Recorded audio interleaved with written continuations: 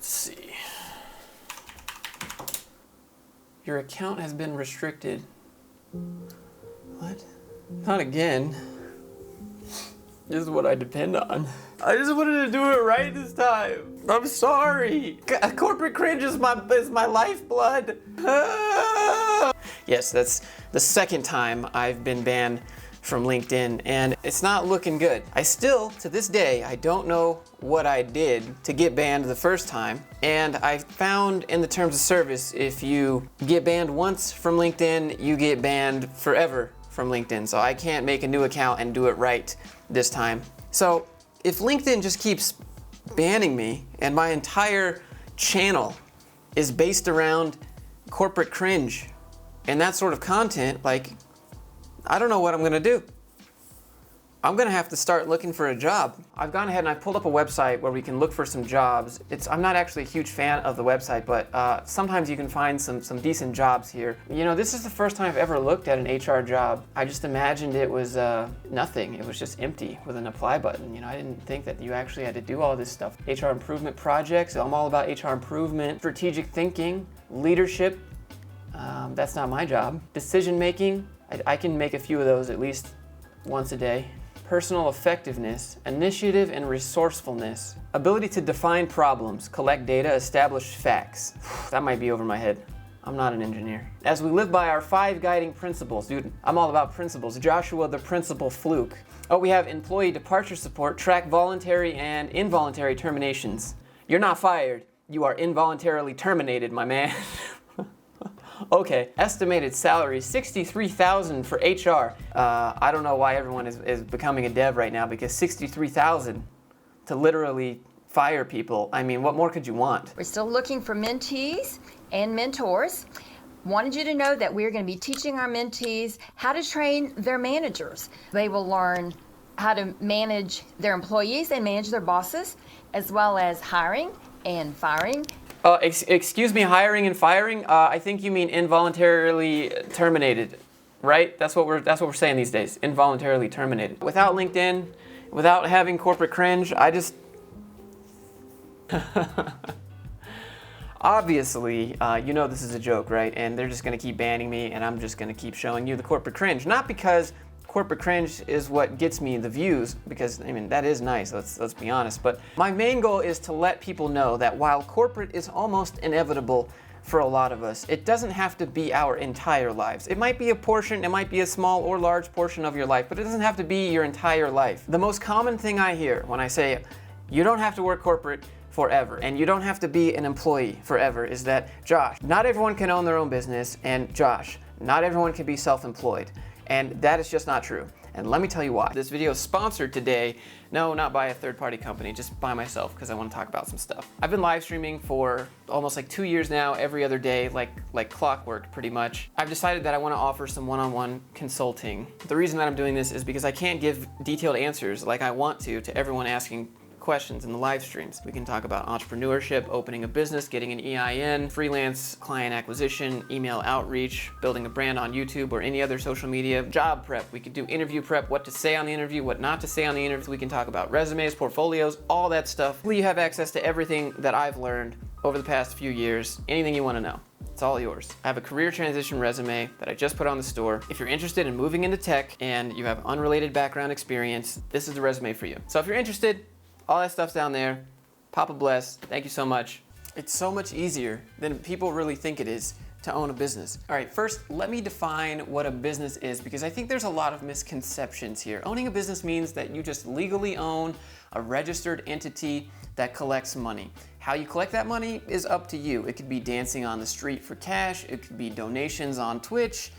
It could be selling a product, selling a service, manufacturing, whatever it is. The business itself is just a legal entity that rakes in cash and puts it in a business bank account. Let's take my business, Grind Reel LLC. Every time I say that, people say, oh, you have a business? What does it do? I make money through ad revenue, I make money through affiliates, I make money through people buying stuff on my website. You know, I make money in different ways and I funnel all of that money into my business, which then goes into my business bank account. So owning a business doesn't have to be a startup. It doesn't have to be an application that you sell or put on the App Store. It doesn't have to be a manufacturing plant where you make cars. For you to own a legally registered entity, it's super easy. It's $80, you know, it's not some big deal. I know it's mysterious when you don't know much about it, but you just go online, $80, unless you're in California, then like don't make a business in California. That's way too much money. Let's say you don't want to own your own business. You don't want to figure out ways to make money and you're just not interested.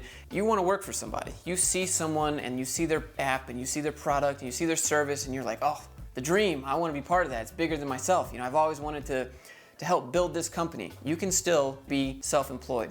This is called a 1099 contractor. Everyone can be a 1099 contractor. But Josh, that's not, that's even more responsibility and that's not as stable as a regular salaried job. The first thing I would say to that is you should stop equating stability with salary. And you should instead think about salary as just a flat rate. You're not going to get paid any more or any less, regardless of how hard you work. There is nothing more or less stable about being a 1099 permanent contractor than there is about being a W-2 salaried worker. As a contractor, you can raise or lower your rates at any time you choose. Now, I don't know if the business will pay you if you suddenly up your rate 100%, but you have the freedom and you have the flexibility to do that. As a salaried worker, you can't do that.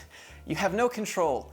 You have to wait for a raise. You have to wait for that annual review. You have to wait for that bonus. You have to wait for someone to say, good job, little buddy, we're gonna give you a raise. As a contractor, no, you say, no, this is my new rate. You want me to do this project? All right, well, rates have just gone up. As a salaried employee, if they say, you're doing this project now, what are you gonna, you can't do anything about it. You just get your flat rate salary.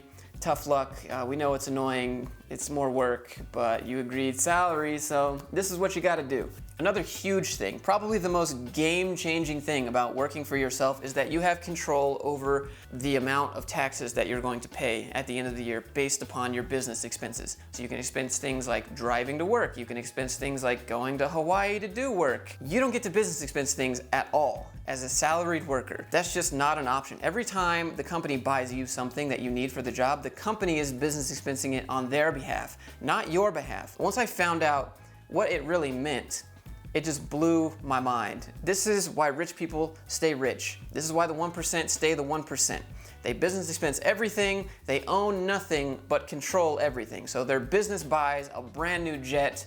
That's the businesses. Okay, well, who's using the jet? Well, the owner of the business, right? Y'all ever seen that Mitt Romney meme where it's like, corporations are people, my friend? Now you understand where that's coming from.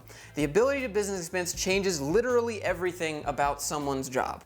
Assuming that you know how to do it right, you do it legally, you do it well. If I work a regular salary job making $100,000 and I work another self-employed job making $100,000, knowing how to business expense properly and doing the right kind of job will net me more money at the end of the year than someone working a salary job. They don't control their taxes, they just pay their flat rate income tax, and that's it. You have no control over reducing that at all. You can write off a portion of your home office, you can write off a portion of your phone bill, you can write off your gas when you're going to work. Like there's just so many things that you can do that you would already do as a salaried worker that you can use to lower the amount of income that you'll pay at the end of the year. That brings me to the point of, why does salary even exist? Why is it even a thing, you know? Wouldn't everyone want to be able to business expense? As a salaried worker, you are on payroll for the company. If you're on payroll for a company, the company can offer you a 401k. The company can offer you an IRA. The company can offer you benefits. And when you're a contractor, you have to take care of all that stuff yourself, and the rules make it a little bit more difficult to do those things. But that's about it. In fact, it costs the company more money the more employees they have on payroll tax. Let's say they're paying a salary of $50,000. It's gonna cost them $70,000 actual money to be able to pay you that $50,000. What you'll notice with contract is if you go online and you look at a contract position, and you do the apples to apples comparison, salary to contract, you'll always notice that the contract is slightly higher because you don't get benefits, you don't get 401ks, you don't get IRAs built in. You gotta handle all that yourself, and you have to pay both sides of employment tax. If you do it right and you run your business well as a self-employed contract employee, you maintain all the benefits of being a salaried worker, and you maintain all of the control of how you run things, how your money is handled, how you business expense things, how your income's gonna look at the end of the year. If you want more income, you just charge more money. You work more hours, right? You can't do that with salary. When you apply to the job and they say, well, this is our salary, you say, do you think we can arrange something like a 1099 contractor? And they might be like, oh, that's kind of weird. Don't you want benefits and stuff? You should just be like, nah, I'll take 1099 contractor, thanks. Now you're self-employed, now you're a freelancer. You can still work there full-time, permanent position, you just get paid as a contractor. So all of your money, when you get paid, will not have any taxes taken out. It's like YouTube. When YouTube deposits the ad revenue into my bank account, it's just straight up ad revenue. Every dollar that I've earned, I have to account for taxes. So you can't spend all your money that you get because you're gonna be paying taxes out of that unless you somehow expense 100% of all your business earnings and you have no money. This is what Amazon does. Amazon business expenses basically everything they make. They write off all their employees' salaries and then they spend all the rest of their remaining money onto new equipment and robots and things to automate themselves so that they can eventually fire all the employees that they have. But they do pay taxes. They pay state taxes, municipal taxes, payroll taxes. They do pay taxes.